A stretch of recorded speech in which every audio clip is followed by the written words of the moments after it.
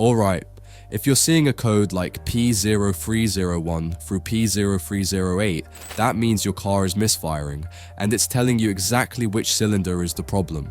P0301 means cylinder 1 is misfiring, P0302 is cylinder 2, and so on, all the way up to P0308 if you've got a V8. So at least now you know where to start.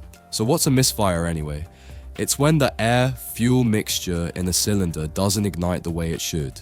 That could be because of a weak spark, not enough fuel, low compression, or some kind of timing issue. And when that happens, you'll usually feel it. The engine might run rough, stumble at idle, shake when you're stopped, or hesitate when you hit the gas. And if it's bad enough, the check engine light will start flashing, which means pull over and deal with it ASAP so you don't damage the catalytic converter. So what should you check first? Start with the ignition system. Coil packs, spark plugs, and wires. Those are the most common causes. If your car has individual coils, try swapping the coil from the misfiring cylinder to another one and see if the code follows it. Same goes for spark plugs. If the misfire moves, you found the problem. Next, check the fuel injector. If it's clogged, stuck, or dead, that cylinder won't get the fuel it needs to fire.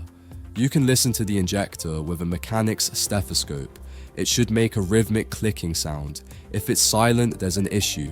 Vacuum leaks or intake gasket leaks near that cylinder can also lean out the mixture and cause a misfire. Same with low compression, which could be caused by a burnt valve, bad piston rings, or head gasket problems.